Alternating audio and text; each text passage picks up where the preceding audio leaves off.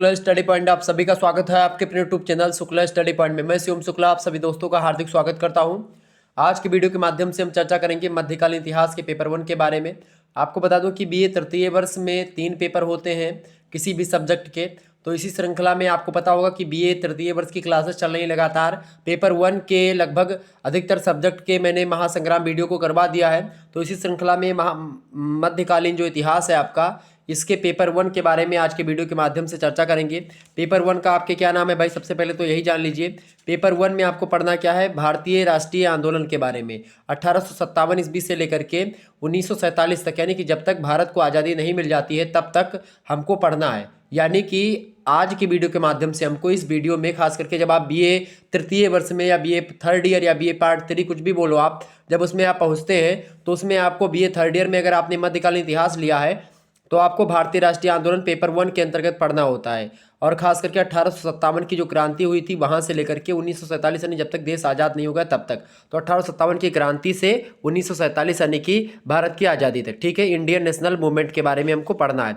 तो आइए हम चर्चा करते हैं कौन कौन से प्रश्न आपकी परीक्षा में आ सकते हैं, उनको लेकर के एक महासंग्राम वीडियो आपको देने का प्रयास। इसके बाद में एक मॉडल पेपर दे दूंगा और आपको एक बार मैं और सचेत करना चाहूँगा कि 2022 वाला मॉडल पेपर आप जरूर देख लीजिएगा, बहुत हेल्प होगी आपकी परीक्षा के लिए। ठीक है, चले मध्यकालीन इतिहास बीए तृतीय वर्ष paper 1 most important question answer. परीक्षा से पहले एक बार अगर आप इसको देख लेंगे निश्चित तौर पर आप बड़े ही एक प्रकार से अपने आप को ये महसूस करेंगे कि भाई मैंने तो सब कुछ पढ़ लिया। एक रिवीजन क्लास के तौर पर इसको आप लीजिएगा। चले प्रारंभ करते हैं। एक बार जितने भी लोग हमारे साथ जुड़ चुके हैं सभी लोग वीडियो को शेयर कर दीजिएगा और लाइक कर दीजिए। ओके, सभी दोस्तों से यही रिक्वेस्ट है, वीडियो को लाइक और शेयर बस कर दीजिएगा। चले पहला प्रश्न आपके एग्जाम में आ सकता है, उदारवादी विचारधारा से आप क्या समझते हैं। उदारवादी विचारधारा क्या है, सबसे पहले यही आपसे प्रश्न पूछा जा सकता है। उदारवादी विचारधारा, तो उदारवादी जो विचार, देखिए कांग्रेस की स्थापना 1885 ईस्वी में आपको पता है। 1885 में किसकी स्थापना होती है, कांग्रेस की स्थापना होती है, भारतीय राष्ट्रीय कांग्रेस की स्थापना होती है, इंडियन नेशनल कांग्रेस की स्थापना होती है। ठीक है, ए.ओ. ह्यूम एक प्रकार से उनके परामर्श पर अध्यक्षता करते हैं, डब्ल्यू.सी. बनर्जी, बिमल बनर्जी, और 1885 ईस्वी में स्थापना हो जाती है। पहले अध्यक्ष डब्ल्यू.सी. बनर्जी होते हैं। तो ये एक संस्था बनाई गई जो कि भारतीयों की बात को अंग्रेज सरकार तक पहुंचाने का एक माध्यम का कार्य करती, इस दृष्टि से बनाई गई थी। तो खास करके उसी कुछ दिन तो तक लगभग चलता रहा। आप देखते हैं 1885 से लेकर के नरम विचारधाराएं चलती रही। फिर एक बाद में इसी बीच में उग्र विचारधारा आती है। तो उग्र विचारधारा उससे पहले जो थी, खास करके जब मतलब कि इसकी आईएनसी की शुरुआत हुई थी इंडियन नेशनल कांग्रेस की, तो उसमें उदारवादी विचारधारा ही एक प्रकार से रही है मुख्य रूप से। तो आइए देखते हैं कि क्या थी। तो उदारवादी विचारकों का यह मानना था, ऐसे विचार इन लोग मतलब कि इन लोगों का विचार था कि भारत का भविष्य जो है उसकी उन्नति ब्रिटेन के साथ जुड़ी हुई है। अगर भारत का जो भविष्य है अगर उसकी उन्नति हमको करनी तो ब्रिटेन के साथ हम उसका उन्नति कर सकते हैं। और ये शासकों से अनुनय विनय करके ही देश की उन्नति में उनका सहयोग लेना चाहते थे। यानी जो उदारवादी नेता थे या अंग्रेजों के सहयोग से भारत की उन्नति चाहते थे। ठीक है, तो इसके अलावा इनकी विचारधारा क्या थी उसको लेकर के यहाँ पर 5 पॉइंट मैंने आपको लिए मेंशन किया है, आप इसको देखेंगे। पहला पॉइंट ये कि ब्रिटिश शासन की राजभक्ति रही इसमें। उदारवादी विचारकों में खास करके कांग्रेस से जुड़ी जो विचारधारा उदारवादी जो दल रहा है, ब्रिटिश शासन की राजभक्ति रही है। इसके अलावा क्रमिक सुधारों में विश्वास रहा। क्रमिक सुधार का मतलब क्या होता है, एक क्रम से एक प्रकार से सुधार होगा। क्रम से सुधार का मतलब क्या हो गया, जैसे कि पहले एक काम हो जाए फिर दूसरा काम के लिए हम लोग जाएंगे अंग्रेज सरकार से कहेंगे, फिर तीसरा काम, ऐसे इस प्रकार से क्रम के हिसाब से क्रमबद्ध तरीके से हम अपनी अपनी बातों को रखेंगे और उस हिसाब से अंग्रेज सरकार हमारी उन्नति करेंगे, ऐसा मानना था। तीसरी विचारधारा इन लोगों की यह थी, उदारवादी विचारकों की, कि ब्रिटेन से अस्थाई मजबूत संबंध बनाया जाए ताकि फिर वो खंडित ना हो। यानी एक अस्थाई संबंध अगर ब्रिटेन से हमारा बना रहेगा तो फिर भविष्य में कोई दिक्कत होगी तो फिर हमारा साथ मिलता रहेगा, मतलब ब्रिटेन का साथ हमको मिलता रहेगा। इसके अलावा चौथी बात थी, अंग्रेजों की न्यायप्रियता में विश्वास करते थे उदारवादी जो नेता लोग थे कांग्रेस पार्टी के। इसके अलावा वैधानिक तरीकों में विश्वास था। विधि मतलब कि जो कानून था, कानून पर पूर्ण भरोसा था। जो उदारवादी कांग्रेस का जो दल था, चूंकि नई नई संस्था बनी थी तो उदारवादी होना स्वाभाविक सी बात हो जाती है। तो इनका मानना था कि भाई जो ब्रिटेन के लोग कानून बनाते हैं वो ठीक ही बनाते हैं। और चूंकि क्या हुआ था कि ब्रिटेन के लोग अब कानून बनाते, मतलब कि ब्रिटेन के जो लोग थे उनके द्वारा जो चुने हुए प्रतिनिधि होते थे वो संसद में बैठते थे ब्रिटेन की, वहां से कानून पारित होता था फिर आकर के वो भारत में लागू होता था। इस प्रकार से चूंकि 1857 ईस्वी में आपको पता होगा एक क्रांति हुई थी 1857 ईस्वी में, प्रथम स्वतंत्रता संग्राम या भारत की प्रथम क्रांति बोली जाती है, 1857 की क्रांति कही जाती है, प्रथम स्वाधीनता संग्राम या स्वतंत्रता संग्राम बोलते हैं हम लोग। तो उसी में क्या हो गया था कि कंपनी के हाथों में तब तक शासन था 1857 ईस्वी तक। उसके बाद में 1857 के बाद में 1858 में एक अधिनियम आता है ब्रिटिश संसद से पास होकर के, और उसमें अब जो है कंपनी के हाथों से शासन को छीन करके ब्रिटिश क्राउन के हाथों में शासन चला गया, यानी कि ब्रिटेन की जो महारानी थी उनके हाथों में चला गया, ब्रिटेन की जो शासन सत्ता थी अब वहां से कानून बनेगा और भारत में चीजें लागू होंगी। तो ये एक प्रकार से चीजें हो रही थी। तो उन्हीं जो लोग ब्रिटेन में बैठ करके ब्रिटेन की संसद के लिए कानून, मतलब कि ब्रिटेन के जनता के लिए कानून बना रहे थे, वही लोग अब भारत के लिए जनता के लिए कानून बनाएंगे। तो लोगों का विश्वास था, आईएनसी के लोगों का, खास करके उदारवादी विचारकों का, उदारवादी दल के जो नेता थे उन लोगों का, कि वैधानिक तरीका जो है इनका अच्छा होगा और उस पर हम विश्वास करेंगे। ठीक है, तो ये चीजें थी। आगे बढ़ते दूसरा नंबर आप क्वेश्चंस देखेंगे। दूसरा नंबर प्रश्न आपका आ चुका लखनऊ पैक्ट। लखनऊ पैक्ट या लखनऊ समझौता क्या था, इसके बारे में बताएं भाई। लखनऊ पैक्ट जो था ये खास करके 1916 में हुआ था, ये बात आप सभी लोग जानेंगे। लखनऊ जो समझौता हुआ था 1916 में हुआ था। कांग्रेस का अधिवेशन सुरेंद्र बनर्जी की अध्यक्षता में हुआ था 1916 ईस्वी में, और मुस्लिम लीग का अधिवेशन भी जो है मोहम्मद अली जिन्ना थे उनके नेतृत्व में हुआ। लखनऊ में क्या हुआ था, खास करके मतलब दोनों के बीच में समझौता हुआ था। मुस्लिम लीग चूंकि आप देखते हैं 1916 तक आते थे अलग बन चुकी थी।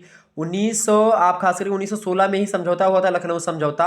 कि इसमें क्या हुआ था, 1916 का जो अधिवेशन हुआ था उसमें सुरेंद्र बनर्जी कांग्रेस की अध्यक्षता कर रहे थे, मुस्लिम लीग की अध्यक्षता मोहम्मद अली जिन्ना कर रहे थे, और बम्बई में गठित दोनों दलों की समितियों की योजनाओं को स्वीकार किया गया और कांग्रेस व मुस्लिम लीग में समझौता हुआ। उसी समझौते को हम लखनऊ पैक्ट या लखनऊ समझौते के नाम से हम जानते हैं। ठीक है, इसमें क्या हुआ कि कांग्रेस व लीग जो थी संयुक्त योजना, यानी कांग्रेस लीग योजना के नाम से विख्यात होती है, इसी समझौते के द्वारा ही उत्पन्न हुई। देखें तो कांग्रेस के कुछ नेता प्रेक्षक के रूप में लीग अधिवेशन में आए और यहाँ उनका अच्छा स्वागत हुआ। इन सब ने दोनों को उदारवादी और उग्रवादी एक ही मंच पर लाने का कार्य किया गया। इसमें बाल गंगाधर तिलक, ये लाल बाल पाल, ये तीन लोग जो थे मुख्य रूप से ये उग्रवादी विचारधारा से रिलेशन रखते थे कांग्रेस की। तो बाल गंगाधर तिलक का पूरा सहयोग रहा, क्योंकि उनकी मान्यता थी कि हिंदू मुस्लिम एकता के बिना स्वराज जल्दी नहीं मिल सकता है। अतः लखनऊ में दोनों दलों के ब्रिटिश सरकार का संयुक्त स्मरण पत्र प्रेषित किया गया। यानी कुल मिलाकर के मुस्लिम लीग और कांग्रेस इन दोनों का एक स्थान पर समझौता, उसी को बोला जाता है जो है लखनऊ समझौता। लखनऊ समझौता में क्या हुआ कि इसमें क्या हुआ, कांग्रेस व मुस्लिम लीग ने सरकार से इस योजना को क्रियान्वित करने की मांग करी, जिसमें भारतवासियों को स्वायत्त शासन जो है प्रदान करने के लिए खास करके कहा गया। दोनों लोगों ने, मुस्लिम लीग ने भी और भारतवासी मतलब कि कांग्रेस के जो नेता थे सभी लोगों का एक मत होकर के लोगों ने कहा कि भाई स्वायत्त शासन प्रदान करने के लिए इन लोगों ने कहा, खास करके 1916 के कांग्रेस अधिवेशन में। ठीक है, अधिवेशन लखनऊ में हुआ था, इसलिए लखनऊ समझौता कहा जाता है इसको। और इस योजना के अंतर्गत प्रमुख मांगे प्रांतीय शासन को केंद्र से मुक्त करने, केंद्रीय तथा विधानसभाओं में जो व्यापक मताधिकार है उसके आधार पर 80% निर्वाचित सदस्य रखने के लिए, विधानसभाओं के अधिकार क्षेत्र बढ़ाने के लिए, प्रतिरक्षा, वैदेशिक संबंधों, युद्ध, इन सभी मामलों में केंद्रीय सरकार का उत्तरदायित्व स्वीकार करने, भारत मंत्री के अधिकारों को कम करके स्वायत्तशासी उपनिवेशों के मंत्री के समान करने की सिफारिश की गई। इसके अलावा सरकार ने इन मांगों को अत्यंत प्रगतिशील बताया। और आप देखते हैं 1916 ईस्वी का वर्ष भारतीय इतिहास के लिए अत्यंत महत्वपूर्ण माना जाता है, बात भी आप ध्यान रखेंगे। इधर तो एक और जो है कांग्रेस की एकता स्थापित हो चुकी थी, जो लाल बाल पाल यानी कि उग्रवादी और नरमपंथी, नरम और उदार, जो नरम और उदार एक ही बात है, तो उग्र और नरमपंथ यानी कि जो खास करके एक नरम दल था एक गरम दल था, तो नरम दल और गरम दल भी एक हो चुके थे 1916 तक आते आते, और उधर मुस्लिम लीग भी इकट्ठा हो चुकी थी। तो इस मामलों में क्या होगा कि भाई अब एक व्यापक स्तर पर क्या हो गया, संगठित हो गया भारतीय लोग। तो इससे क्या होगा, अंग्रेजों को खतरा महसूस होने लगा। ठीक है, कांग्रेस, मुस्लिम लीग और कांग्रेस के जो आपसी विभेद थे उन सभी में समझौता हुआ, एक दृढ़ता मिली, और क्या हुआ कि एक प्रकार से कहीं ना कहीं पे ये एकता जो है ज़्यादा समय तक नहीं टिक पाई। ये दुर्भाग्य रहा हमारे इतिहास का। खिलाफत आंदोलन जैसे ही समाप्त हुआ, कांग्रेस व मुस्लिम लीग में फिर से मतभेद हो गया, और खास करके इसी सब को लेकर के हिंदू मुस्लिम आपस में ही लड़ने लगे। और इस प्रकार से क्या हुआ कि अंग्रेज़ों ने इन चीज़ों को देखा, फिर उसके हिसाब से उन लोगों ने कहा कि भाई ये लोग तो आपस में लड़ रहे, तो फिर एक बिल्ली वाला वो जो किस्सा है बंदर वाला वही हो गया। तीसरा प्रश्न आप देखेंगे, बहुत ही इंपॉर्टेंट है, आपकी परीक्षा में आ सकता है। गदर पार्टी। गदर पार्टी बहुत ही इंपॉर्टेंट पार्टी थी आज़ादी के लिए। तो लाला हरदयाल ने 10 मई 1913 ईस्वी को कैलिफोर्निया के यूली नामक नगर में एक सभा में गदर पार्टी की स्थापना करी थी। किसने करी थी गदर पार्टी की स्थापना? सबसे पहले ये जानो, गदर पार्टी की स्थापना करी थी लाला हरदयाल ने। कब करी थी? 10 मई 1913 को करी थी। कहाँ पर? कैलिफोर्निया के यूली नामक स्थान पर करी थी। ठीक है। तो गदर नामक समाचार पत्र भी निकाला गया। प्रथम विश्व युद्ध के समय गदर पार्टी ने इंग्लैंड के शत्रुओं से साठ गांठ करके भारत में 21 फरवरी 1915 ईस्वी को शाश्वत क्रांति की योजना बनाई। तो ये एक प्रकार से गदर पार्टी का उद्देश्य भी रहा। तो गदर पार्टी की स्थापना लाला हरदयाल ने करी थी 10 मई 1913 ईस्वी को। ठीक है, ये बात ध्यान रखेंगे। अगला प्रश्न आपका आ चुका है, चौथा नंबर प्रश्न आप सभी लोग देखेंगे। चौथा नंबर प्रश्न है, बहुत ही इंपॉर्टेंट प्रश्न है आपकी परीक्षा के लिए। ठीक है, देखिएगा, प्रश्न है आपका काकोरी मुकदमा। काकोरी मुकदमा क्या था भाई? काकोरी कांड आपको पता होगा, बड़ा फेमस कांड रहा है। तो काकोरी मुकदमे के बारे में आप क्या जानते हैं? फटाफट से आप बताने का प्रयास करेंगे। तो काकोरी लखनऊ के पास एक रेलवे स्टेशन है। ठीक है, और रेल के डिब्बे में रखे जो खजाने होते हैं उनको लूटने के लिए राम प्रसाद बिस्मिल के नेतृत्व में 10 युवक जो थे उन लोगों ने मिलकर के ट्रेन पर धावा बोल दिया था। इसी घटना को हम काकोरी कांड के नाम से भी जानते हैं। 10 मिनट में क्या किया इन लोगों ने मिलकर के? खजाना लूट करके क्रांतिकारी भागने में सफल हो जाते। क्रांतिकारी मतलब राम प्रसाद बिस्मिल और उनके साथ जो लोग गए थे। तो राम प्रसाद बिस्मिल नेता थे, उसके नेतृत्व कर रहे थे सभी को एक प्रकार से कि कैसे लूटना है, क्या करना है, सारी चीज़ें। तो खजाना लूट करके ये लोग भागने में सफल हो जाते हैं, परंतु बाद में जाकर के पकड़ जाते हैं। तो जब पकड़े जाते हैं तो 25 दिसंबर 1925 को क्रांतिकारी षड्यंत्र केस 18 माह तक चला और इसमें राम प्रसाद बिस्मिल, राजेंद्र नाथ लाहिड़ी और रोशन सिंह, इन 3 लोगों को क्या हो गई भाई? फांसी की सजा हुई। तो ये एक प्रकार से यही था काकोरी मुकदमा। और काकोरी कांड यही था कि भाई जो लखनऊ का स्टेशन है काकोरी नाम का, वहीं पर क्या हुआ था? 10 युवकों ने और राम प्रसाद बिस्मिल ने मिलकर के ट्रेन का जो खजाना होता है उसी खजाने को लूट लिया था। ठीक है, आगे बढ़ते हैं। अगला प्रश्न आप देखेंगे, 5वां नंबर क्वेश्चन आपकी स्क्रीन पर आ चुका है। गामा गाटा मारू जो है घटना, ये क्या है भाई? बताइए, गामा गाटा मारू घटना क्या है? तो यह एक जहाज था। गामा गाटा मारू जो है एक जहाज था जिसमें प्रवासी भारतीयों को कनाडा पहुंचाने के लिए जापानी कंपनी से किराए पर लिया गया था। कनाडा में 2 माह रहने के बाद में उन्हें तंग किया गया। विवश हो करके उन्हें सीधा पंजाब जाने के लिए एक आरक्षित रेलगाड़ी में बैठाने का ज़बरदस्त प्रयास किया गया और इस कारण से इनकी सैनिकों से क्या हो गई? झड़प हो गई और लगभग 40 लोग जो थे इसमें शहीद हो जाते हैं। तो ये घटना गामा गाटा मारू घटना कहलाती है। ठीक है, अगला प्रश्न आप देखेंगे। अगला प्रश्न आपकी परीक्षा के लिए बहुत ही इंपॉर्टेंट है, आ चुका है आपकी स्क्रीन पर, आप सभी लोग देखेंगे। वीडियो को शेयर और लाइक अवश्य कर दीजिएगा। चैनल पर आप नए तो प्लीज़ चैनल को सब्सक्राइब कर दीजिएगा। बहुत कम संख्या में आप लोग देख रहे हो, पता नहीं क्यों शेयर नहीं करते हो। मैं लगातार आपके लिए मेहनत करता हूँ, तो आप लोग तो शेयर कर सकते हो ना। आप लोगों के लगातार डिमांड पर ही 3rd ईयर की क्लासेस प्रारंभ हुई है। नहीं तो अगर मैं 3rd सेमेस्टर की क्लासेस बनाता तो उस पर बहुत ज़्यादा व्यू आ जाते हैं। लेकिन आप लोग क्या है, बहुत ढीले पड़ गए हैं पढ़ने में। मुझे लगता है कि बहुत ज़्यादा बीच में मैंने ढील दिया थोड़ा सा, इसलिए आप लोग थोड़ा और ज़्यादा ढील दे रहे हैं। तो थोड़ा सा मेहनत करिए, पढ़ाई लिखाई करिए, 3-4 बार वीडियो को देखिए, शेयर कर दीजिए लोगों के पास, ताकि मुझे पता चले कि भाई आप लोग पढ़ रहे हैं। रिस्पॉन्स नहीं आता तो मज़ा नहीं आता फिर। चले, छठा क्वेश्चन से आपका खिलाफत आंदोलन। खिलाफत आंदोलन क्या था भाई? तीव्र गति से पढ़ने का प्रयास। खिलाफत आंदोलन किसे कहते हैं?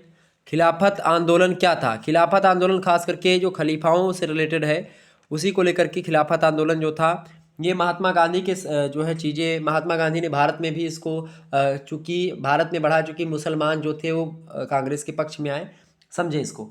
तुर्की खलीफा इस्लामी जगत का धार्मिक नेता कहलाता था उस समय। और प्रथम विश्व युद्ध 1914 से 1918 में हुआ था। 4 वर्षों तक प्रथम विश्व युद्ध चला था। तो उसी में तुर्की अंग्रेजों के विरुद्ध, जर्मनी के पक्ष में था। तुर्की जो था खास करके अंग्रेजों के विरुद्ध था। जर्मनी की पराजय से तुर्की की पराजय भी हुई थी और युद्ध के अंत में तुर्की साम्राज्य को मित्र देशों ने आपस में बांट लिया था और इस तरह तुर्की साम्राज्य जो था वो छिन्न भिन्न हो चुका था और इससे भारतीय मुसलमान बहुत क्षुब्ध हो गए थे और यही खिलाफत आंदोलन का मुख्य कारण था। और इधर महात्मा गांधी असहयोग आंदोलन जो चला रहे थे उसी में खास करके इसमें उसी आंदोलन में खिलाफत आंदोलन भी चल गया। तो खिलाफत आंदोलन क्या था कि ये असहयोग आंदोलन में ही महात्मा गांधी के द्वारा भारतीय मुसलमानों के लिए चलाया गया, चूँकि मुसलमानों को अपने में मिलाना था। तो क्या हुआ था कि ये चीज़ें बताई गई, अंग्रेजों ने मुसलमानों को आश्वासन दिया था प्रथम विश्व युद्ध में कि युद्ध के बाद में अंग्रेजों के द्वारा तुर्क साम्राज्य की अखंडता व पवित्र स्थलों की रक्षा की जाएगी।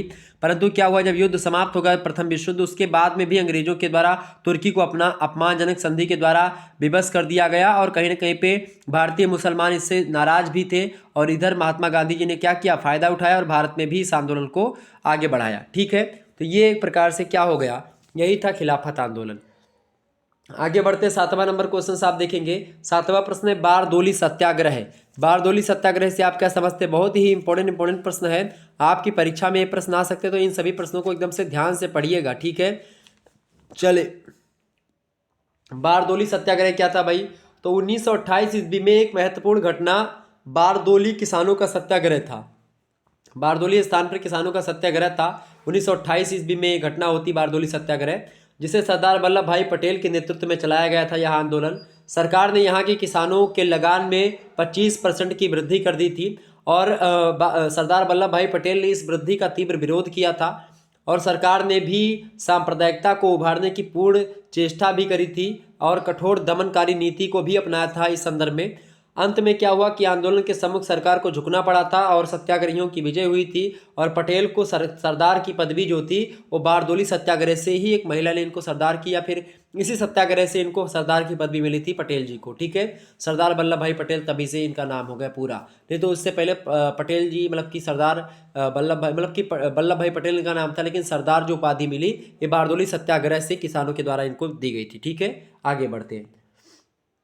8वां क्वेश्चन से आप देखिएगा। 8वां नंबर प्रश्न आपका जलियांवाला बाग हत्याकांड। जलियांवाला बाग हत्याकांड से क्या तात्पर्य है भाई, जलियांवाला बाग हत्याकांड क्या, कौन सी घटना को कहते हैं, बहुत इंपॉर्टेंट है, एकदम से रट लीजिएगा।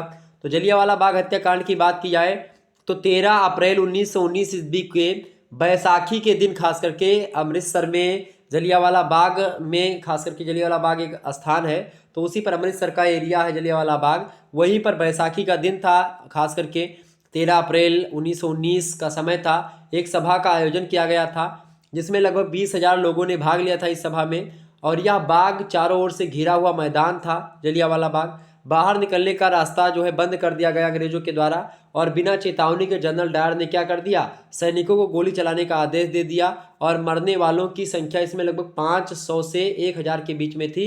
लगातार फायरिंग करवा दी अंग्रेजों ने। अंग्रेजी सैनिक जो थे उन लोगों ने क्या किया, बिना कोई चेतावनी दी कि भाई आप यहाँ पर सभा नहीं कर सकते या फिर ये नहीं कर सकते, कुछ कोई चेतावनी नहीं दी और आकर के तुरंत गोलियों की बारिश शुरू कर दी और इस प्रकार से यहाँ पर लगभग 500 से 1,000 के बीच में लोगों की मौत हो गई। और ये घटना एक प्रकार से बहुत ज़्यादा एक प्रकार से दुखद घटना मानी जाती है भारतीय इतिहास की, और जलियांवाला बाग हत्याकांड के नाम से ये जो है खास करके फेमस है, आप सभी को पता होगा जलियांवाला बाग हत्याकांड। ठीक है, आगे बढ़ते हैं।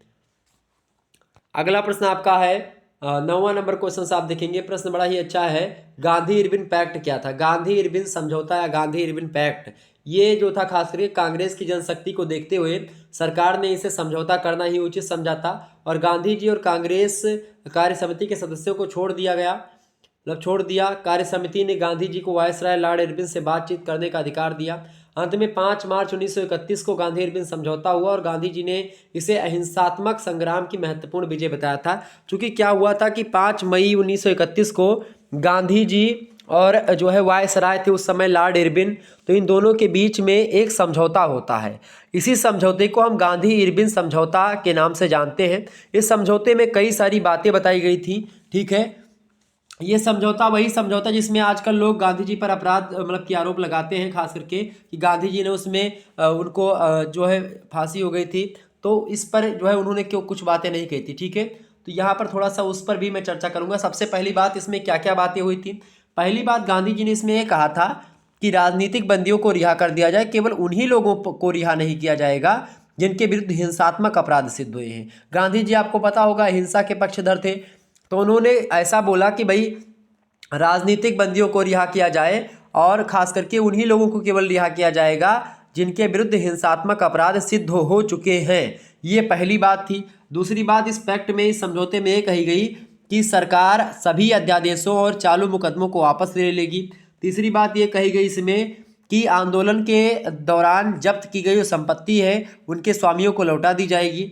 चौथी बात ये कही गई कि सरकार ऐसे लोगों को बंदी नहीं बनाएगी जो शराब, अफीम तथा विदेशी वस्त्र की दुकानों पर शांतिपूर्ण धरना देंगे। पांचवी बात ये कही गई इसमें कि सरकार जो है समुद्री मतलब समुद्र जो इलाका है, समुद्र के निकटवर्ती प्रदेशों में बिना नमक कर दिए नमक बनाने की आज्ञा दे देगी। छठी बात ये इसमें बताई गई कि जिन सरकारी कर्मचारियों ने आंदोलन के दौरान नौकरियों से त्यागपत्र दे दिया था, उन्हें नौकरियों में वापस लेने के लिए सहानुभूति पूर्वक बुलाया जाएगा, विचार किया जाएगा उन पर।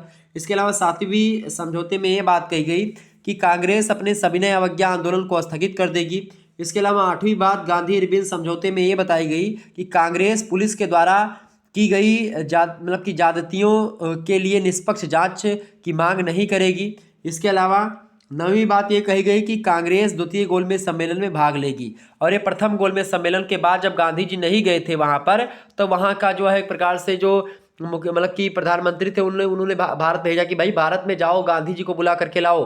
जब तक गांधी नहीं आएगा गोलमेज सम्मेलन में तब तक समझौता ही नहीं माना जाएगा। भीमराव अंबेडकर और ये मुस्लिम लीग के क्या बोलते हैं उनको, जिन्ना, ये सब बहुत पहले पहुंच गए थे। प्रथम जब गोलमेज सम्मेलन हुआ था तो ऐसा पहले में गए थे, बैठा थे वहाँ पे मतलब कि इंग्लैंड में, लेकिन महात्मा गांधी नहीं गए थे। तो ये लोग कह रहे थे जो है भीमराव अम्बेडकर की हमारे तरफ सारी जनता है, दलित हमारे साथ है, उधर वो कह रहे थे मुस्लिम हमारे साथ है। तो गांधी जी नहीं गए थे केवल प्रथम गोलमेज सम्मेलन में।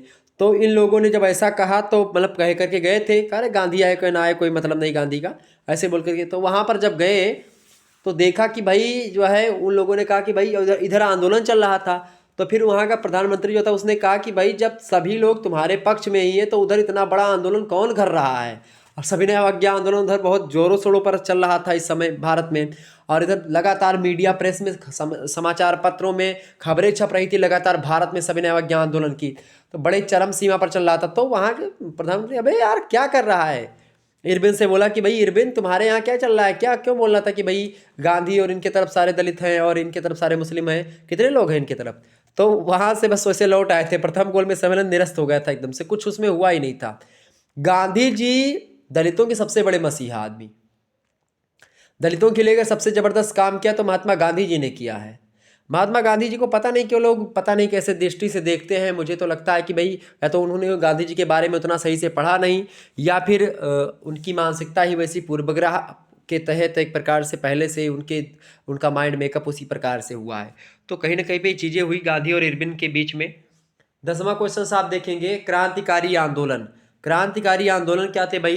तो जिस समय भारत के राजनीतिक रंगमंच पर कांग्रेस के अंदर उदारवाद और उग्रवाद का प्रादुर्भाव हो रहा था, उस समय देश में क्रांतिकारी विचारधारा भी उदय हो रहा था। अंग्रेजों की अत्याचारपूर्ण नीति और उदारवादी और उग्रवादी नीति से असंतुष्ट होकर के भारत के साहसी जो नवयुवक थे उन्होंने एक नया आंदोलन प्रारंभ किया था इसी बीच में, जिसे क्रांतिकारी आंदोलन कहा जाता था।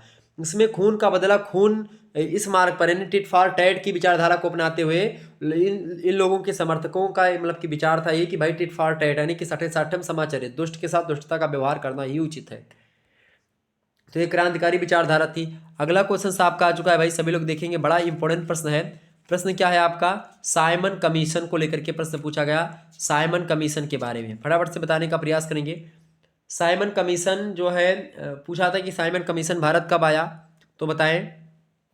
1927 ईस्वी में सर जॉन साइमन कमीशन के नेतृत्व में एक आयोग की स्थापना होती है। इस आयोग को यह कार्य सौंपा गया था कि इस बात का पता लगाया जाए कि भारत में उदार मतलब कि उत्तरदायी शासन की स्थापना संभव है या नहीं।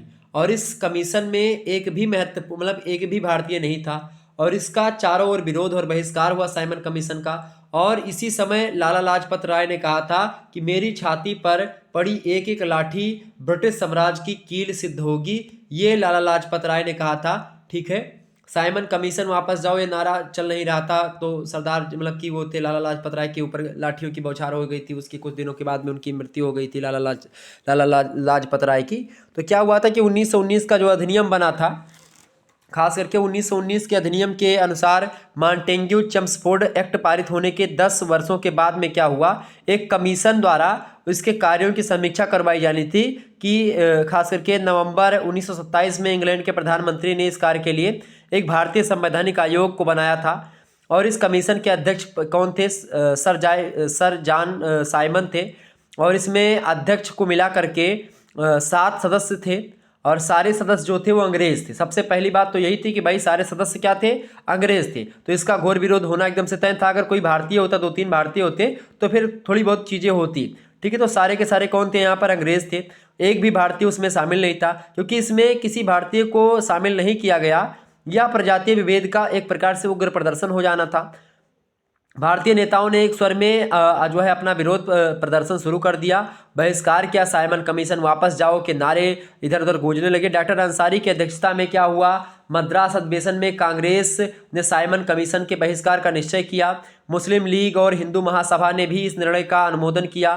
3 फरवरी 1928 को कमीशन के बंबई पहुंचने पर काले झंडे से इसका स्वागत करके साइमन वापस जाओ, ये साइमन गो बैक इसके नारे लगातार गूंजने लगे। सरकार ने दमनात्मक कार्रवाई का प्रतिरोध करके उसको कुचलना चाहा कि लोगों को यहाँ से भगाया जाए, उसको जो है खास करके जो नारे लग रहे थे उनको ख़त्म किया जाए।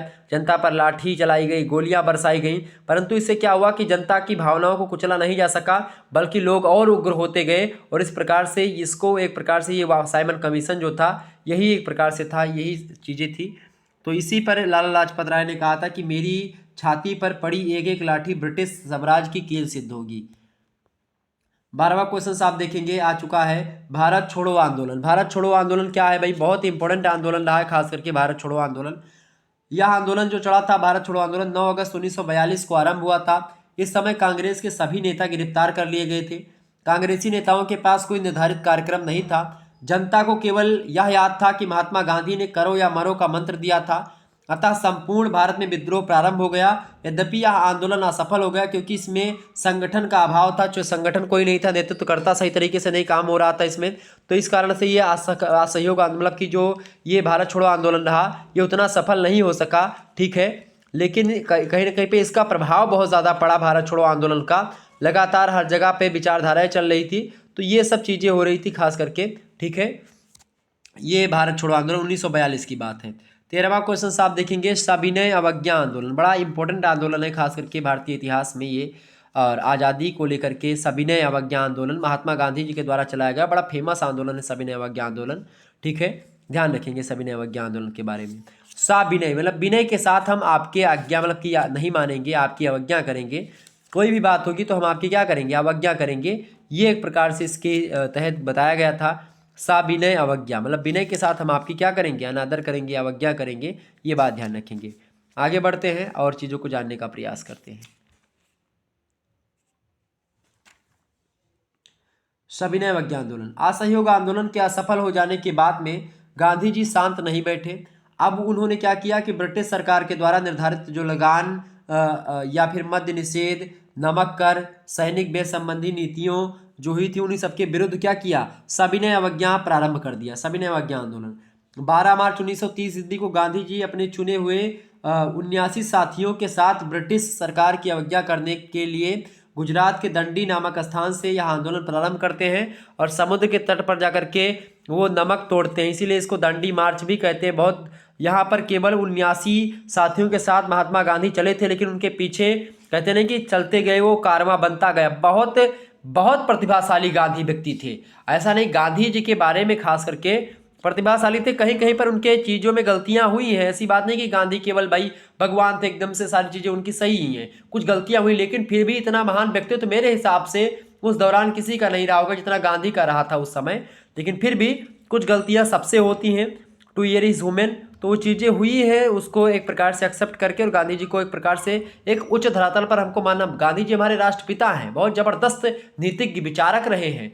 वो खास करके गीता को पढ़ते थे और इसके कारण से उनकी जो ज्ञान चक्षु था, उनकी जो बुद्धि थी वो प्रखर थी, वो चौमुखी प्रतिभा संपन्न व्यक्ति थे गांधी।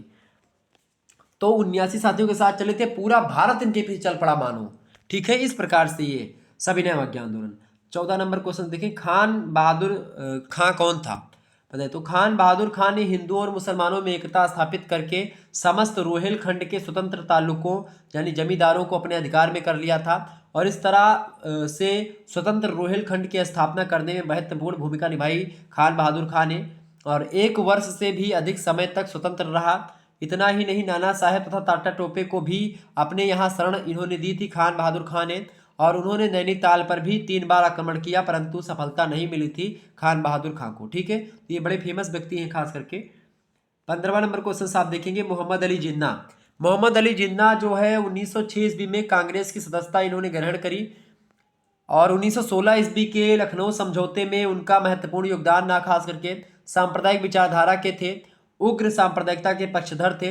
पृथक राष्ट्र की मांग उन्होंने शुरुआत से ही करनी प्रारंभ कर दी थी। 2 धर्म 2 राष्ट्र मानते थे ये, और ये कहते थे कि मुसलमानों के धार्मिक सिद्धांत और सामाजिक रीति रिवाज भिन्न है, उनका परस्पर रोटी बेटी का संबंध नहीं है। तो एक प्रकार से ये इसका विचारधारा शुरू से ही अलग थी कि भाई हमको एक देश चाहिए जिन्ना का।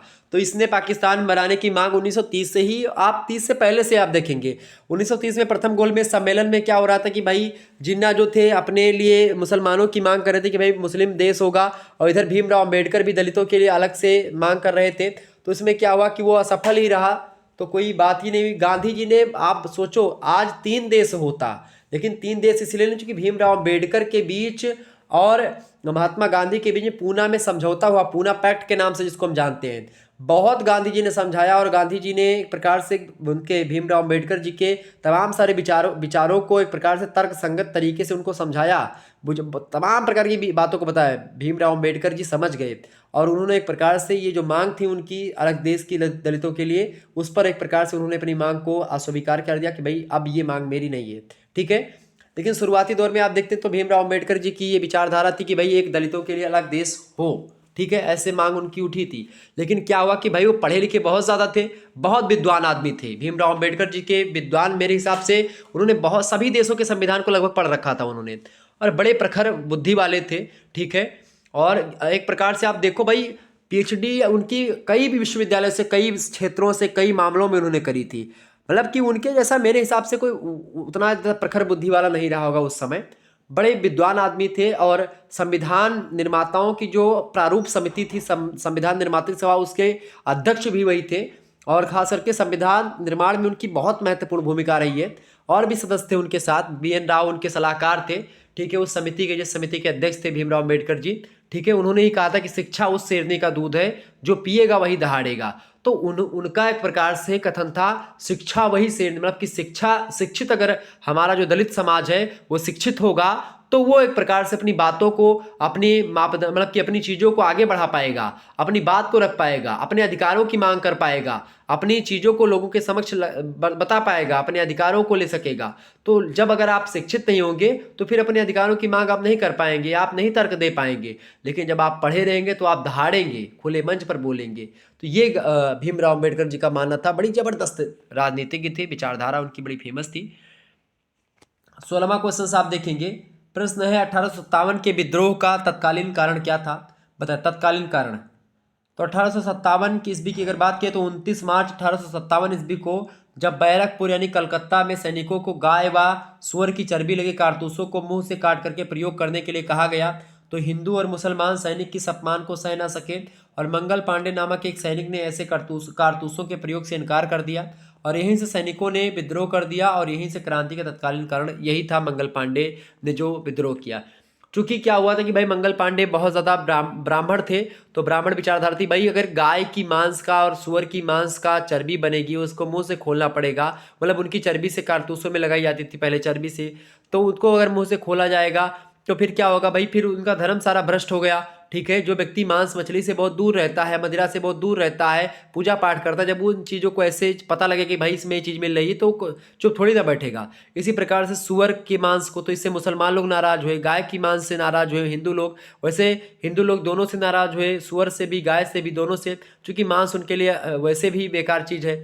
तो कहीं ना कहीं पे ये है कि इन चीज़ों का विद्रोह हुआ, लोगों ने विद्रोह किया, और लोगों ने क्या, मंगल पांडे ने पहली बार एक प्रकार से क्या किया, उन्होंने क्या किया, गोली मारा, और एक प्रकार से तो यहीं से क्या हो गया भाई, शुरू हो गया विद्रोह। और ये 2 दिन बाद होना था लेकिन उससे पहले ही हो गया। अगला क्वेश्चन आप देखें, 17 नंबर क्वेश्चन है, होम रूल आंदोलन के बारे में बताएं। तो प्रथम विश्व युद्ध के प्रारंभ हो जाने से क्या हुआ कि अंग्रेजी सरकार संकट में थी, और उग्रवादियों ने स्वायत्त शासन प्राप्त करने के लिए इसे उपयुक्त समझा, और आयरलैंड से प्रेरणा लेकर के इस दिशा में प्रयत्न करना आरंभ कर दिया। और 28 अप्रैल 1915 ईस्वी को होम रूल लीग की स्थापना की गई, और इसकी संस्थापिका थी श्रीमती एनी बेसेंट जी। और यह आंदोलन धीरे धीरे जोर पकड़ने लगा था। कौन सा? होम रूल आंदोलन। ठीक है, 18 नंबर क्वेश्चन देखेंगे। ये प्रश्न आपका इंपॉर्टेंट है, आपकी परीक्षा में आ सकता है। चौरी चौरा कांड को लेकर के ये प्रश्न है कि चौरी चौरा घटना जो हुई थी, ये एक प्रकार से इसके बारे में बताएं। तो जब भारत में क्या हुआ कि भाई किसान आंदोलन तेजी पर अपने था, इसी बीच में क्या था कि उत्तर प्रदेश में देवरिया जिला पड़ता है, उसी देवरिया जिले में चौरी चौरा एक गाँव है, उसी में 3000 किसानों ने एक विशाल प्रदर्शन किया। प्रदर्शन पूरी तरह शांत था। 5 फरवरी की डेट थी, 1922 का समय था। इसी डेट को पुलिस ने भीड़ पर गोली चला दी। भीड़ ने उत्तेजित हो गई, भीड़ मतलब एक प्रकार से बहुत ज़्यादा उत्तेजित हो गई और उन्होंने थाने को घेर लिया। भीड़ ने चौरी चौरा का जो थाना था उसको घेर लिया और 22 पुलिसकर्मी जो थे उसी थाने में थे और घेर करके क्या कर दिया, लोगों ने आग लगा दी थाने में। और इससे क्या होगा, गांधी जी इससे बहुत ज़्यादा प्रभावित हो गए, मतलब कि बहुत ज़्यादा उनको गुस्सा आई इस बात से कि भाई अहिंसात्मक आंदोलन जब हम कर रहे हैं तो इसमें हिंसा काहे के लिए आप लोग कर रहे हैं।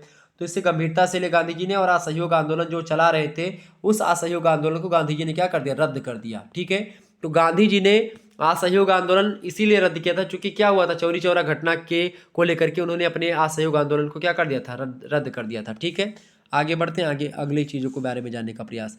एक बार वीडियो को शेयर और लाइक अवश्य कर दीजिएगा। आगे बढ़ते हैं। 19 नंबर क्वेश्चन आपकी स्क्रीन पर आ चुका है, सभी लोग देखेंगे। 19 नंबर प्रश्न है आपका, प्रथम गोलमेज सम्मेलन। प्रथम गोलमेज सम्मेलन के बारे में बताएं। तो लॉर्ड इरविन के प्रयत्नों से क्या हुआ कि भाई 12 नवंबर 1930 ईस्वी को लखनऊ में गोलमेज सम्मेलन का आयोजन किया गया, जिसका उद्देश्य भारतीय समस्या का समाधान करना था। सम्मेलन की अध्यक्षता प्रधानमंत्री मैकडोनाल्ड ने करी थी और कांग्रेस ने इस सम्मेलन में भाग ही नहीं लिया था। और यह अत्यंत हास्यास्पद है कि भाई इंग्लैंड की सरकार भारतीय समस्या का समाधान बिना कांग्रेस की सहायता के करना चाहती थी, और यही हुआ कि भाई इसमें कोई निर्णय नहीं लिया गया। भीमराव अम्बेडकर जी मैंने बताया कि गए थे, और खास करके इस सम्मेलन में मोहम्मद अली जिन्ना भी थे। ठीक है, लेकिन कोई मतलब नहीं निकला था इसका। अगला क्वेश्चन आप देखेंगे, 20 नंबर प्रश्न है, परीक्षा के लिए इंपॉर्टेंट है। कांग्रेस की स्थापना के संदर्भ में। तो भारतीय राष्ट्रीय कांग्रेस की स्थापना 1885 ईस्वी में हुई थी, बात ध्यान रखेंगे। इसके संस्थापक कौन थे? कांग्रेस पार्टी जो बनी थी भारत में खास करके, तो इसके संस्थापक थे A.O. Hume, Alexander Octavian Hume. ठीक है, इन्हीं को भारतीय राष्ट्रीय कांग्रेस का जन्मदाता भी कहा जाता है, और इसकी स्थापना के अत्यंत दूरगामी राजनीतिक परिणाम हुए। भविष्य में भारतीय राष्ट्रीय आंदोलन में इस संस्था ने महत्वपूर्ण भूमिका निभाई। मजूमदार के अनुसार, एक प्रकार से उन्होंने, मजूमदार ने कहा भारतीय राष्ट्रीय कांग्रेस के संदर्भ में कि यह वह धुरी थी जिसके चारों ओर स्वतंत्रता की महान गाथा की विभिन्न घटनाएं घटित हुई थी। तो कहीं ना कहीं पे कांग्रेस की स्थापना इसने करी थी। ठीक है, लेकिन इसकी अध्यक्षता करी थी WC बनर्जी ने। ठीक है, आगे बढ़ा जाए।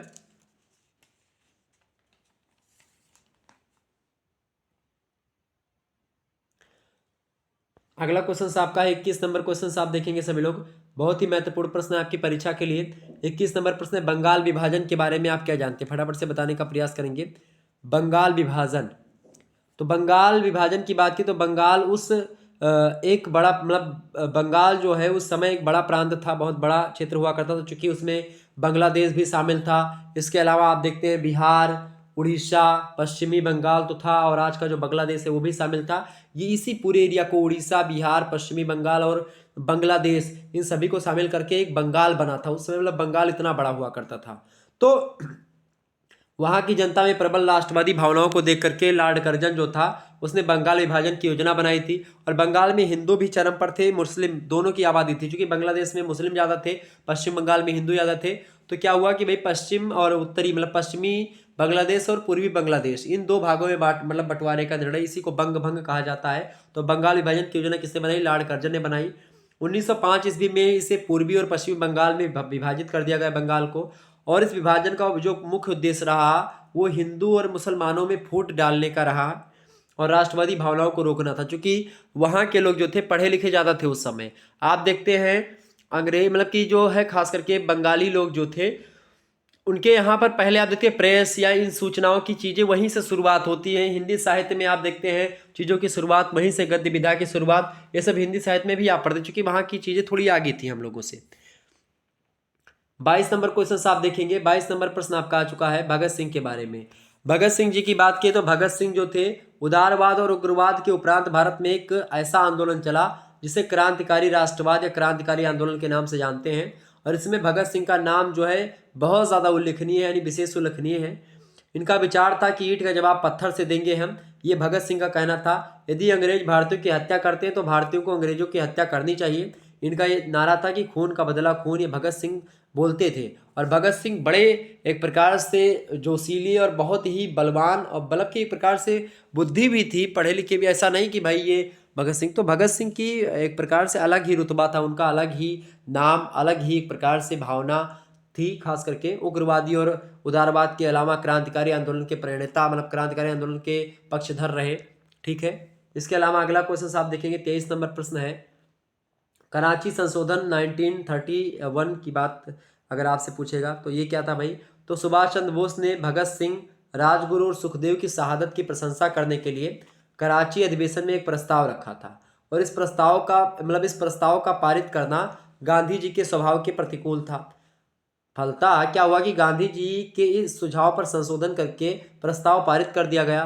कहा गया कि किसी प्रकार की राजनीतिक हिंसा से अपने आप को दूर रखते हुए, उसे अमान्य करते हुए कांग्रेस उनकी वीरता और बलिदान की प्रशंसा लिखित रूप में प्रकट करती है। ठीक है, तो कहीं ना कहीं पे ये कराची संशोधन था 1931 का, 1931 का। अगला क्वेश्चन आपकी स्क्रीन पर आ चुका है, एक बार सभी लोग शेयर कर दीजिएगा वीडियो को भाई। चलिए वीडियो को लाइक और शेयर अवश्य कर दीजिएगा। 24 नंबर क्वेश्चन से Annie Besant, Shrimati Annie Besant ji की बात की तो इन्होंने होम रूल आंदोलन चलाया था, और उसके उद्देश्यों के लिए देशव्यापी दौरा भी किया था इन्होंने। खास करके न्यू इंडिया दैनिक और साप्ताहिक, खास करके कामनिल में होम रूल के उद्देश्यों का प्रचार किया, जिसमें बताया गया कि हम अधिकार पूर्वक स्वशासन प्राप्त करेंगे। श्रीमती एनी बेसेंट को गिरफ्तार भी कर लिया गया, ये बात भी आप ध्यान रखेंगे। तो ये खास करके एनी बेसेंट के द्वारा होम रूल लीग की स्थापना भी हुई थी, और होम रूल आंदोलन भी चला। ठीक है, आगे बढ़ते हैं।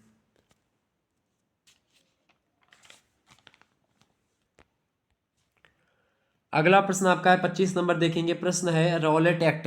रॉलेट एक्ट क्या था भाई। तो रॉलेट एक्ट की बात की तो रॉलेट समिति ने 21 मार्च 1919 ईस्वी में एक एक्ट बनाया था, और इसकी अवधि 3 वर्ष रखी गई थी। इस कानून के द्वारा क्या किया गया भाई, सरकार राजनीतिक आंदोलन दबाने के लिए इसमें भाग लेने वाले व्यक्ति को बिना कारण बताए, बिना वारंट, अदालत के आदेश के गिरफ्तार कर लिया करती थी। और इस समय में, मतलब इस विषय में कहा गया था कि ना वकील, ना अपील, ना दलील। इस कानून के उल्लंघन पर 1 वर्ष की कैद और 1,000 रुपये जुर्माना की सजा की व्यवस्था उस समय थी। इसी को रॉलेट एक्ट बोला जाता था। रॉलेट एक्ट का भी विरोध हुआ था खूब जम करके। ठीक है, ये बात आप ध्यान रखेंगे। आगे बढ़ा जाए, 26 नंबर क्वेश्चन है चंद्रशेखर आजाद जी के बारे में। चंद्रशेखर आजाद तो मध्य प्रदेश के झाबुआ तहसील के भारवा गांव में ब्राह्मण परिवार में इनका जन्म हुआ था, चंद्रशेखर आजाद जी का।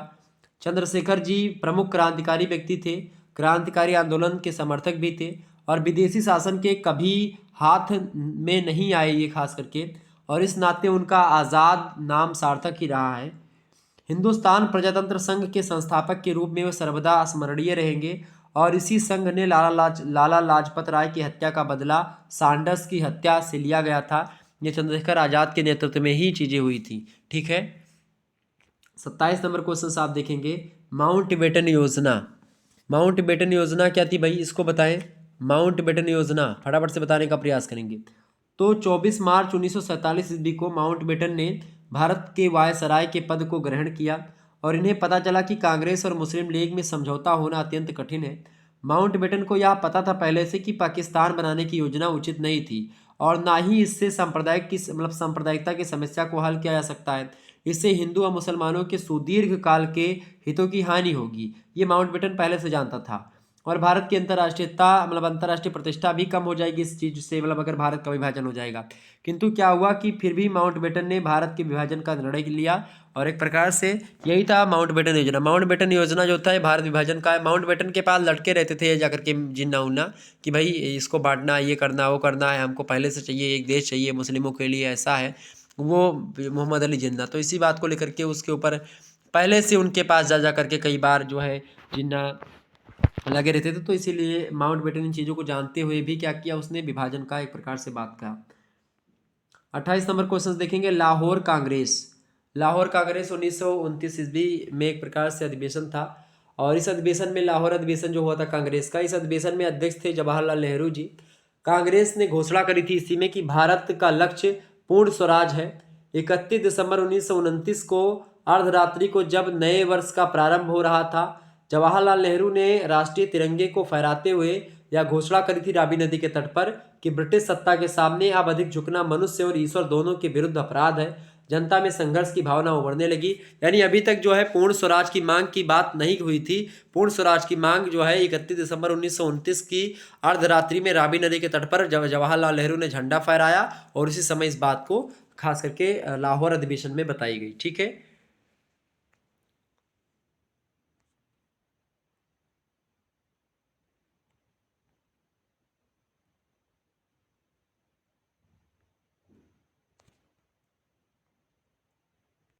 आगे बढ़ते हैं। अगला क्वेश्चन आपका देखेंगे सभी लोग।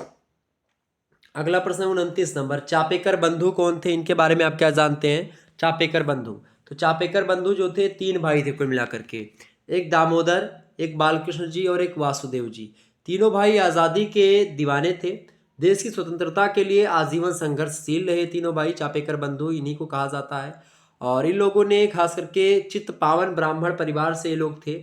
स्वभाव से बहुत ही उग्र थे। सेना में भर्ती होकर के मंगल पांडे की भांति क्रांति का शंख फूंकना चाहते थे, परंतु सेना में प्रवेश में सफलता नहीं मिल पाई इन लोगों को।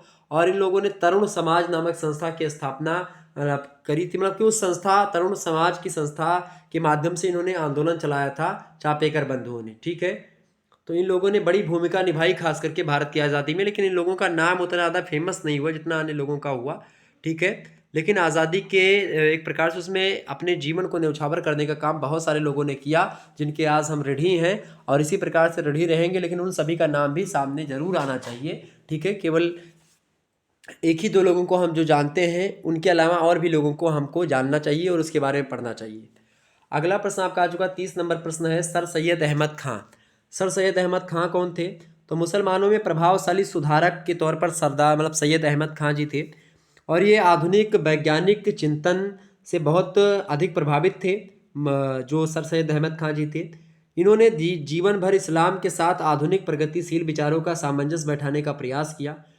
इन्होंने घोषणा करी कि जब तक चिंतन की स्वतंत्रता विकसित नहीं होती है, तब तक सभ्य जीवन शुरू नहीं हो सकता। और इनका यह भी कहना था कि आधुनिक शिक्षा को अपनाने में ही जो है मुसलमानों की जागृति आ सकती है। यानी जो एक प्रकार से अपना चीज़ें है वो तो ठीक है, लेकिन आधुनिकता को भी अपनाने का प्रयास किया जाए, मुसलमानों के संदर्भ में इनका यही कथन था सर सैयद अहमद खां जी का। 31 नंबर क्वेश्चन से आप देखेंगे, सूरत अधिवेशन। कलकत्ता कांग्रेस अधिवेशन 1906 ईस्वी में स्वराज को कांग्रेस का लक्ष्य घोषित किया गया। और इसी प्रश्न को लेकर के उदारवाद और उग्रवाद में मतभेद हो गया। उदारवादी दल वैधानिक उपायों से स्वराज चाहता था, उग्रवादी दल राजनीतिक शक्ति से स्वराज चाहते थे। उदारवादी दल के रास बिहारी बोस के अध्यक्ष निर्वाचन होने पर उग्रवादी दल कांग्रेस से अलग हो गया था। 9 वर्ष तक ये कभी नहीं मिले, फिर बाद में इकट्ठा होते हैं। तो यह था एक प्रकार सूरत विच्छेद। 32 नंबर क्वेश्चन से आप देखेंगे, स्वदेशी आंदोलन क्या था। बहुत ही इंपॉर्टेंट प्रश्न है स्वदेशी आंदोलन के बारे में। स्वदेशी आंदोलन यानी अपने देशों की चीज़ों को ही हम चीज़ करें, मतलब कि पहनेंगे, अपने द्वारा वस्त्र अपने ही यूनिवर्सिटी में पढ़ेंगे, इस प्रकार की चीज़ें। तो स्वदेशी आंदोलन यही था। स्वदेशी आंदोलन की अगर बात की जाए तो 7 अगस्त 1905 ईस्वी को कलकत्ता के टाउन हॉल में एक ऐतिहासिक बैठक में खास करके स्वदेशी आंदोलन की विधिवत घोषणा की गई। बंगाल विभाजन के विरोध में अचानक यह आंदोलन अब संगठित होने लगा। इसे केंद्रीय नेतृत्व और सही दिशा मिली और इसी बैठक में बहिष्कार प्रस्ताव पारित किया गया। सुरेंद्र नाथ बनर्जी जैसे अनेक उदारवादी नेता भी आंदोलन में कूद पड़े। 16 अक्टूबर 1905 ईस्वी के बाद बहिष्कार आंदोलन ने जोर पकड़ा और हर रोज विरोधी बैठकें होने लगी और विदेशी वस्तुओं के बहिष्कार का नारा चौतरफा गूंजने लगा। यानी कि एक प्रकार से स्वदेशी अपनाओ का नारा गूंजता था चौतरफा। और ख़ास करके ये आंदोलन जो था, ये 7 अगस्त 1905 ईस्वी को कोलकाता के टाउन हॉल में ऐतिहासिक बैठक में ये निर्णय लिया गया था, इसकी घोषणा की गई थी।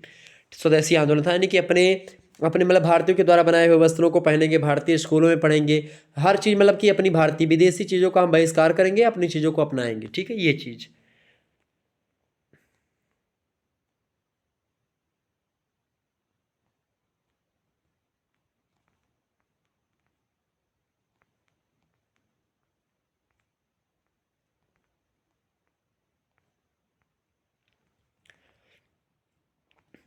अगला क्वेश्चन आप देखेंगे। अगला प्रश्न आपका आ चुका दंडी यात्रा। दंडी यात्रा के बारे में क्या है आपका, मतलब कि आप क्या लिखेंगे दंडी यात्रा के बारे में अगर पूछा जाएगा तो पूर्व नियोजित कार्यक्रम के अनुसार 12 मार्च 1930 ईस्वी को प्रातः 6:30 पर साबरमती आश्रम से महात्मा गांधी जी ने अपने 78 या 79 अनुयायियों के साथ, 78 अनुयायी थे और महात्मा गांधी स्वयं थे 79 लोग, इन लोगों के साथ 241 मील दूर दंडी नामक स्थान के लिए पद यात्रा प्रारंभ करी। ताराचंद इतिहासकारों कहते हैं कि यह एक ऐसा प्रयास था जो मानव इतिहास में बेजोड़ था। 24 दिनों में यात्रा पूरी करके महात्मा गांधी व उनके सहयोगी 5 अप्रैल को दंडी पहुंचे। 6 अप्रैल को सुबह काल की प्रातः काल में क्या हुआ, गांधी जी समुद्र तट पर पहुंचे तो सरोजिनी नायडू ने उनका स्वागत भी किया और स्वागत करते हुए कहा कि विधि भंजक, इनको क्या कहा, कानून तोड़ने वाला कहा कि विधि भंजक तुम्हारा स्वागत है। ये किसने कहा, सरोजिनी नायडू जी ने स्वयं कहा महात्मा गांधी जी के स्वागत में। यानी विधि भंजक माने क्या होता है, कानून को तोड़ने वाले, कानून को तोड़ने वाला तुम्हारा स्वागत है। ठीक है। गांधी जी ने वहाँ पर साबरमती आश्रम में क्या किया, मतलब कि वहाँ पर पहुँच करके नमक, साबरमती आश्रम से चल करके और वहाँ नमक कानून तोड़ा, इतनी दूर जा करके समुद्र तट पर। ठीक है। और गांधी जी ने वहाँ नमक एकत्र करके नमक कानून को भंग कर दिया और इस प्रकार 6 अप्रैल 1930 को सविनय अवज्ञा आंदोलन प्रारंभ हो गया वहीं से। तो कुल मिलाकर के आप देखते हैं कि सविनय अवज्ञा आंदोलन जो है खास करके इसमें दंडी यात्रा भी शामिल है। दंडी यात्रा खास करके ये रही कि महात्मा गांधी जी ने पैदल यात्रा करी, 241 मील की एक प्रकार से दूरी तय करी, 24 दिनों में यात्रा पूरी करी और 12 मार्च 1930 को सुबह 6:30 पर साबरमती आश्रम से गांधी जी अपने 78 अनुयायियों के साथ चले थे। ठीक है। और उनके साथ जब वहाँ पहुँचे तो बहुत भीड़ पीछे इकट्ठा हो चुकी थी, आप सोचो। ठीक है। तो ये एक प्रकार से महात्मा गांधी था। 34 नंबर क्वेश्चन आप देखेंगे, उग्रवाद का उदय। उग्रवाद की बात अगर की जाए तो कांग्रेस ने 1905 ईस्वी तक अनेक मांगे अंग्रेजों के समक्ष रखी, परंतु उन्हें ब्रिटिश सरकार ने पूरा नहीं किया। ये बात ध्यान रखेंगे। यानी आप देखते हैं कि जब मांगे रखी जा रही थी तो उन मांगों को भाई पूरा नहीं किया जा रहा था। अंग्रेज लोग क्या करते थे भाई कि अगर मांग रखते थे तो लोग उनको मतलब कि नेगलेक्ट कर देते थे या फिर इग्नोर कर दिया करते थे, इस प्रकार से हुआ करता था। तो खास करके इन्हीं चीज़ों को ध्यान में रखते हुए आप देखिएगा उग्रवाद का उदय होता है।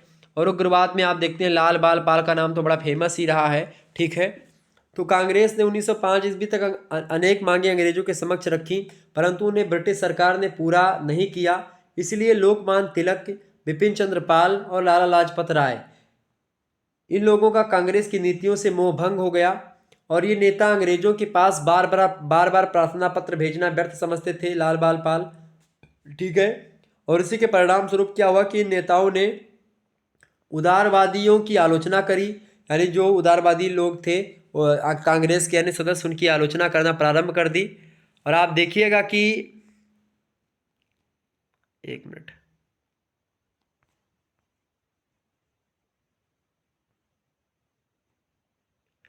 तो उदारवादियों की आलोचना प्रारंभ कर दी। तो एक प्रकार से उग्रवाद का उदय यहीं से हो जाता है, इन तीनों के समर्थन से।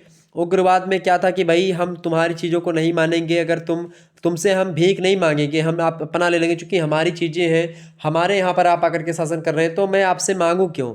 ये चीज़ें थी भाई किसकी, ये विचारधारा थी उग्रवादियों की। जबकि जो नरमपंथी थे वो अपने आप पर एक प्रकार से मतलब कि वो कानून पर विश्वास करने वाले लोग थे। आगे बढ़ते हैं। 35 नंबर क्वेश्चन आप देखेंगे। प्रश्न है आपका 35 नंबर प्रश्न है कि बाल पाल लाल, लाल बाल पाल से आप क्या समझते हैं, फटाफट से आप बताने का प्रयास करेंगे। लाल बाल पाल से आप क्या समझते हैं। तो बाल माने क्या होता है, बाल गंगाधर तिलक, पाल माने बिपिन चंद्र पाल और लाल माने लाला लाजपत राय। एक ऐसा त्रिमूर्ति नाम है जिसमें 3 महान नेताओं जैसे बाल गंगाधर तिलक, लाला लाजपत राय और बिपिन चंद्र पाल, इनका संबोधन होता है। ये तीनों नेता जो थे ये उग्रवादी विचारधारा के थे। तिलक का विचार था, लोकमान्य तिलक यानी कि बाल गंगाधर तिलक जी का जो विचार था वो ये था कि स्वराज मेरा जन्मसिद्ध अधिकार है और मैं इसे लेकर के रहूँगा। क्योंकि स्वराज भाई ये मेरा जन्मसिद्ध अधिकार है, मुझे पैदा होते ही स्वराज की एक प्रकार से बात करनी चाहिए, मतलब हमको जन्म से ही अधिकार प्राप्त है, स्वराज मेरा जन्मसिद्ध अधिकार है और इसको मैं लेकर के रहूँगा। मतलब कि इसमें कोई तुम्हारी अनुनय विनय से मैं नहीं लूँगा, ये अंग्रेजों को सीधा चेतावनी देते थे कि भाई कि ये मेरा जन्मसिद्ध अधिकार है और मैं इसे लेकर के रहूंगा। ठीक है, पोजीशन के साथ, चूंकि अपनी जमीन है, अपनी धरती है, अपने लोग हैं, अपनी संसाधन है, तो भाई उसको मैं ही लूंगा। तुम वहां से आए हो समुद्र पार करके और यहाँ पर शासन कर रहे हो, तो हम तुमसे थोड़ी ना भीख मांगे, तुम हमसे भीख मांगो कि भाई मुझे एक छप्पर चाहिए। लेकिन क्या था कि भाई वो लोग एक प्रकार से पहले से फूट डालो राज करो की नीति अपना करके इधर आए। अच्छा, अंग्रेजों ने बड़ा संघर्ष किया है, फ्रांसीसी कंपनियों से लड़े, उसके बाद में डच डच फ्रांस तमाम प्रकार की कंपनियां थीं, लेकिन कौन सी कंपनी लास्ट तक रुकी रही? और आप देखते हैं कि इंग्लैंड ने प्रभुत्व स्थापित किया। इंग्लैंड की कुछ नीतियां भी बेटर रही होंगी उनके संदर्भ में, तो वो लोग विजयी होते गए और इस प्रकार से आप देखते हैं चीज़ें थीं। लाला लाजपत राय की मृत्यु एक शहीद के रूप में हुई थी। विपिन चंद्र पाल स्वराज को ब्रिटिश सरकार के उपहार के रूप में स्वरूप लेने के पक्ष में नहीं थे कि भाई तुम उपहार में हमको कुछ दोगे, नहीं नहीं, हम उसको छीन लेंगे। ये लोगों का विचार था और जबरदस्त विचार रहा। 36 नंबर क्वेश्चन आप देखेंगे। 36 नंबर प्रश्न, हैदर अली कौन था? हैदर अली की अगर की बात की है तो हैदर अली जो था एक जन्मजात सैनिक था, कुशल सेनापति था, उच्च कोटि का कूटनीतिज्ञ भी था हैदर अली, और एक साधारण नायक की स्थिति में उठ करके मैसूर का शासक बना। शिक्षित नहीं था, परंतु उसकी बुद्धि कुशाग्र थी, विलक्षण थी। इसकी प्रतिभा स्मरण शक्ति जो थी तीक्ष्ण थी, और वह एक ही समय में कितनी ही बातों पर ध्यान दे सकता था। ये था हैदर अली। धार्मिक दृष्टि से भी बहुत उदार था ये हैदर अली। हिंदुओं को उसने धार्मिक स्वतंत्रता प्रदान करी थी और उनका जीवन सुरक्षित करता था हैदर अली। यानी कि हैदर अली बड़ा जबरदस्त शासन किया।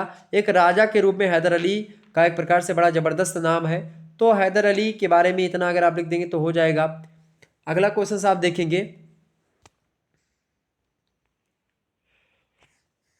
अगला प्रश्न आपका आ चुका, सभी लोग देखने का प्रयास करेंगे, एक बार वीडियो को शेयर अवश्य कर दीजिएगा जितने भी लोग देख रहे हैं। चले, 37 नंबर क्वेश्चन आपकी स्क्रीन पर आ चुका है। नाना फडणवीस कौन थे? नाना फडणवीस कौन थे? तो पानीपत का तृतीय युद्ध जो हुआ था, मराठों के बाद में मराठा शक्ति को पुनर्जीवित करने का श्रेय नाना फडणवीस को ही जाता है। और ये महान कूटनीतिज्ञ और कुशल प्रशासक थे नाना फडणवीस। पेशवा माधवराव के समय 10 वर्ष तक मंत्री रहे ये, और उनके समय में मराठा शक्ति अपने चरमोत्कर्ष पर पहुंच गई थी। निजाम को पराजित करके उससे चौथ प्राप्त करने का काम जो है नाना फडणवीस के समय में हुआ था। योग्यतम प्रशासक था ये नाना फडणवीस। मराठा राजनीतिक षड्यंत्र में हमेशा उलझा रहा। 13 मार्च 1800 ईस्वी में नाना फडणवीस की मृत्यु हो जाती है, ये बात भी आप ध्यान रखेंगे। तो ये एक प्रकार से बढ़िया प्रश्न था नाना फडणवीस को लेकर के, एग्जाम में आ सकता है। अगला प्रश्न आपकी स्क्रीन पर आ चुका है। 38 नंबर क्वेश्चन से, हरित क्रांति से आप क्या समझते हैं? बढ़िया प्रश्न आपकी परीक्षा में आ सकता है। हरित क्रांति, हरित क्रांति क्या थी भाई? परंपरागत कृषि से उठ करके 1960 से 1961 ईस्वी में कृषि क्षेत्र में नवीन तकनीकी का उपयोग अंगीकृत किया गया। आरंभ में यह योजना जो है खास करके 7 IADP के जिलों में आरंभ हुई, बाद में इसे पूरे देश से जोड़ दिया गया। हरित क्रांति में वैज्ञानिक पद्धति से कृषि कार्य, रासायनिक तत्वों का अत्यधिक प्रयोग, उत्कृष्ट बीज प्रजातियों को व्यवहार में लाना इसका मुख्य उद्देश्य था, और इसका सार्थक परिणाम प्राप्त हुआ। आज हम खाद्यान्न के मामले में आत्मनिर्भर हैं, यह हरित क्रांति का ही परिणाम है। हरित क्रांति खासकर खाद्यान्न उत्पादन को लेकर के हुई थी।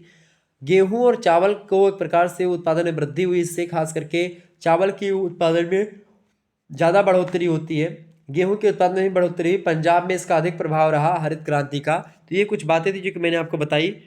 तो इस प्रकार से आपने चीज़ों को समझा, जाना और परखा। तो ये एक प्रकार से आपका मध्यकालीन इतिहास का पेपर 1 था। इसी प्रकार से पेपर 2 और पेपर 3 की वीडियो जल्दी आपके समक्ष आएगी। ठीक है, उसको लेकर के आप तैयार हो जाइएगा। तो खास करके बहुत ही इंपॉर्टेंट चीज़ें थी जिसके बारे में मैंने आपको बताई। बाकी मॉडल पेपर 2022 का पड़ा हुआ, एक बार उसको देख लीजिएगा, और 2023 को लेकर के मैं मॉडल पेपर जल्दी एक दे दूंगा, उसको आप लोग जो है ध्यान से देखिएगा। ठीक है, चलिए फिर मिलते हैं हम नेक्स्ट वीडियो में। आप सभी लोग वीडियो को शेयर कर दीजिएगा। तो ये सही सारे प्रश्नों को आज की वीडियो के माध्यम से हमने बहुत सारे प्रश्नों को देखा है। तो जो लोग अभी अभी हमारे से जुड़ रहे हैं उनको बता दूं कि मध्यकालीन इतिहास BA तृतीय वर्ष प्रथम प्रश्न पत्र भारतीय राष्ट्रीय आंदोलन 1857 ईस्वी से लेकर के 1947 ईस्वी तक के बीच के बारे में हमको पढ़ना था। 1857 ईस्वी से मुख्य रूप से क्या होता है कि भाई क्रांति की शुरुआत होती, क्रांति का बिगुल जो है 1857 से शुरू हो जाता है। 1947 तक जो है भारतीय लोग एक प्रकार से आज़ादी के लिए जो है लगातार आंदोलन करते रहते हैं। ठीक है, तो उन सभी चीज़ों को हमको जानना है। क्लियर? तो ये सब चीज़ें हमको पढ़नी थी, जो कि हमने चर्चा करी। हमने उदारवादी विचारधारा को समझा, लखनऊ पैक्ट के बारे में हमको बताया, गदर पार्टी के बारे में, काकोरी मुकदमा के बारे में आपको बताया, गामा गाटामारू घटना के बारे में बताया, खिलाफत आंदोलन के बारे में बताया, बारदोली सत्याग्रह, जलियांवाला बाग हत्याकांड, इरविन गांधी समझौता, क्रांतिकारी आंदोलन, साइमन कमीशन, भारत छोड़ो आंदोलन, सविनय अवज्ञा आंदोलन, बहादुर खां, मोहम्मद अली जिन्ना, 1857 का जो क्रांति हुई थी उसके तत्कालीन कारण भी बताया, होम रूल आंदोलन के बारे में, चौरी चौरा की घटना के बारे में, प्रथम गोलमेज सम्मेलन, कांग्रेस की स्थापना, बंगाल विभाजन, भगत सिंह, इन सभी के बारे में बताया मैंने। हैदर अली के बारे में बताया, नाना फडणवीस के बारे में बताया, हरित क्रांति, उग्रवाद का उदय, दांडी यात्रा, स्वदेशी आंदोलन, सूरत विच्छेद, इन सभी के बारे में बताया, सर सैयद अहमद खां, चापेकर बंधु, लाहौर कांग्रेस, माउंटबेटन योजना, सभी चीज़ों के बारे में आपको बताया। प्रथम गोलमेज सम्मेलन, कांग्रेस की स्थापना, बंगाल विभाजन, ठीक है, कराची संशोधन, इन सभी के बारे में बताया और आप लोगों ने पढ़ा भी बड़े ध्यानपूर्वक। इसी प्रकार से पेपर 2 की वीडियो जल्द ही आएगी। मध्यकालीन इतिहास का पेपर 1 था जिसका महासंग्राम वीडियो ये आपके समक्ष प्रस्तुत हुआ। ठीक है, चलें फिर परीक्षा से पहले इस वीडियो को 2 से 3 बार और देख लीजिएगा, आपका काम हो जाना है। ठीक है, और बाकी वीडियोस आपके समक्ष आती रहेंगी जल्दी। धन्यवाद, मिलते हैं नेक्स्ट वीडियो में, तब तक के लिए जय हिंद जय भारत। आप सभी का बहुत बहुत धन्यवाद हमारे से जुड़ने के लिए। इसी प्रकार से अपना प्यार हमेशा बना रखिए। Good night, I love you, बहुत बहुत धन्यवाद।